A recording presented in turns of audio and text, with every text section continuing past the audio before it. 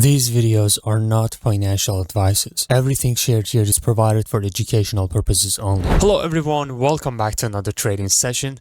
Today we will try to take a couple of trades, and also I will explain why do I take those trades. Right now the price is at this area of the chart which previously broken a strong support. I'm looking to take a sell here. This would be the entry. We missed a trade on this one. I'm going to take a buy right now. I believe the price would keep going up because of this huge gap down. And right now we are in this order block, and we can also look for a sell if we get a proper lower time frame entry. Okay, there's an entry all the way up here. This one, which is a 5-second entry.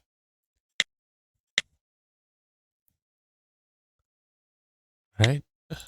Wait.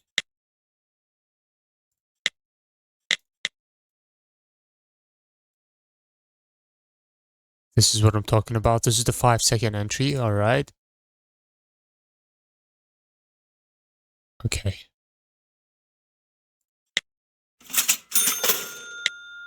And this is another one. Let me just mark everything, then I will explain.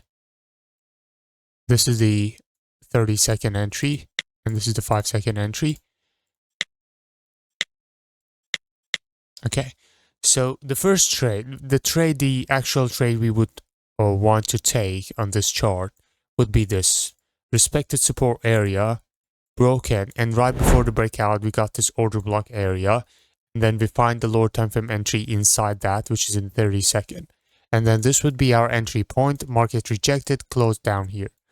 Since we started the momentum already and I see this gap down, I took this with the buyers because I know this is a trap. A lot of people would sell here and they would be trapped like this.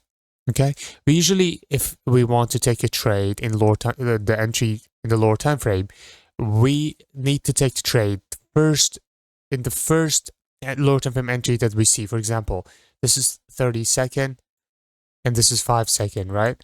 The moment we see 30-second, we count on it.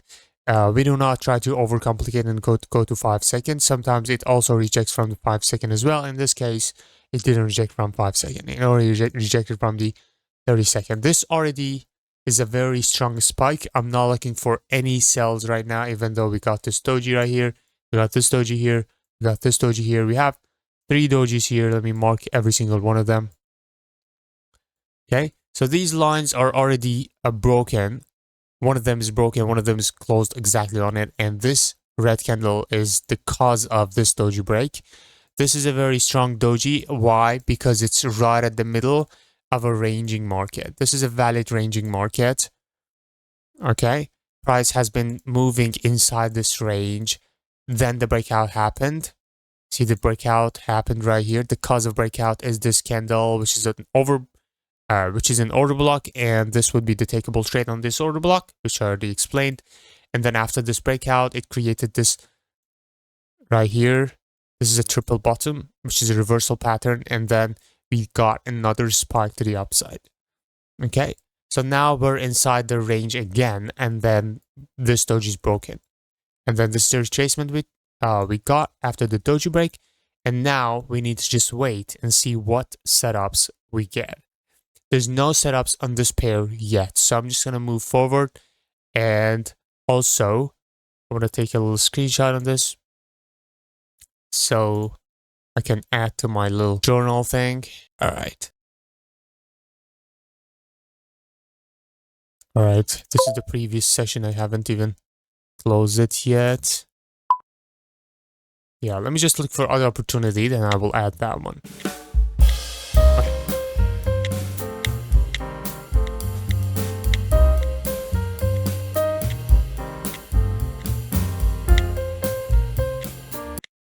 Alright, I don't see any opportunity yet. I see a very long doji. This is a very long doji. The longer the doji is, the higher chance to get the retracement after the breakout. So if we break this doji from downside, I might have a chance to take a good trade on this one. Alright, we broke it from downside. I'm taking it. Let's go with the little bit of... I could take a better entry on this one, I'm not gonna lie. Okay, this would be the better entry for us. Let's go. I got double trade on this one. This is the safest possible entry I could possibly have on this trade. And it's combined with common point of rejection. This is a valid doji to be broken because it has a very long wick. And yeah, that's why I took this a double trade. Let's see how this will end. And let me just add my previous trade really fast. I forgot to basically close my previous session in the journal. That's why.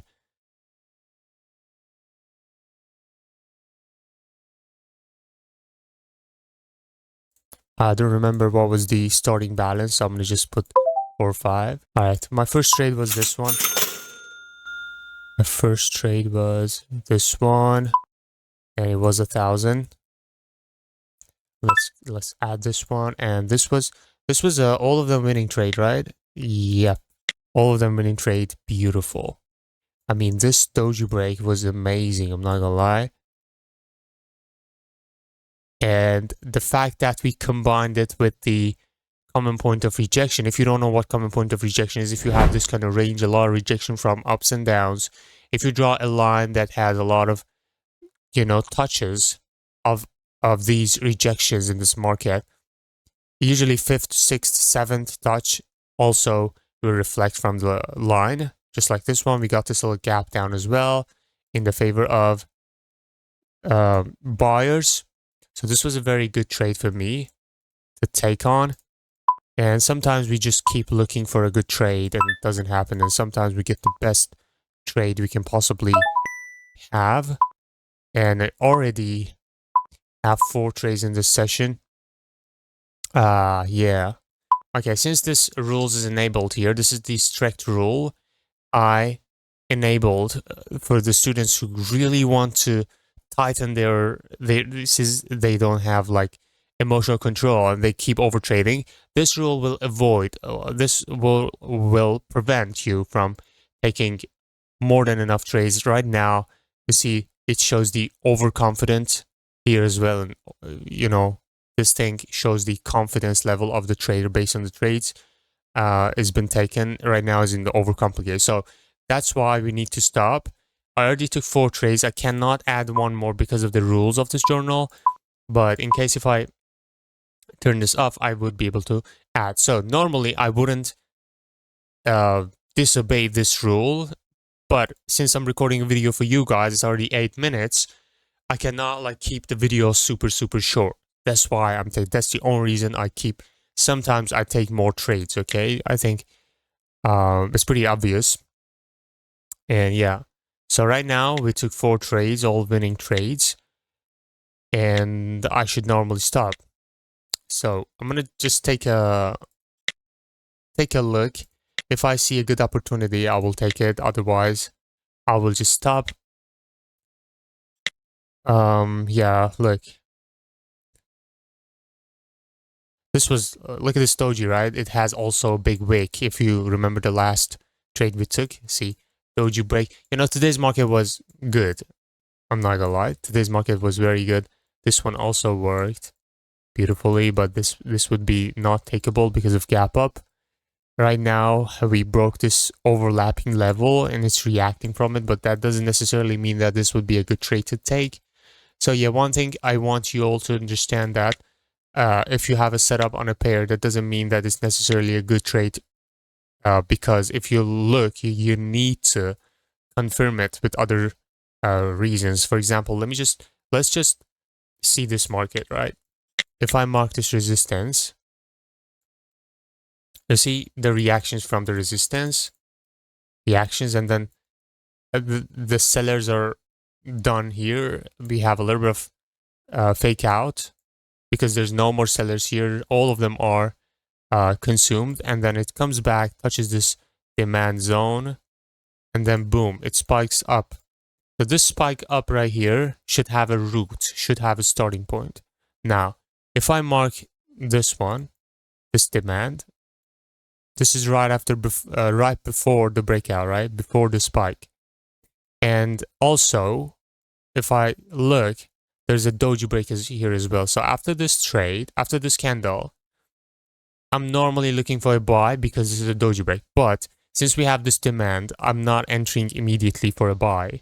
And I look for lower time frame entries inside the demand. So if I go to lower time frames,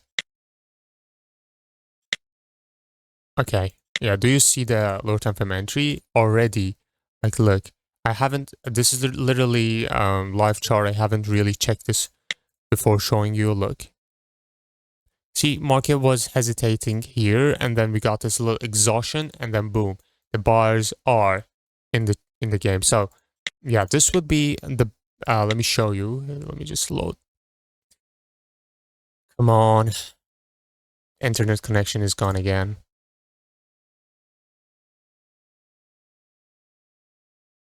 All right. So yeah, see this red zone?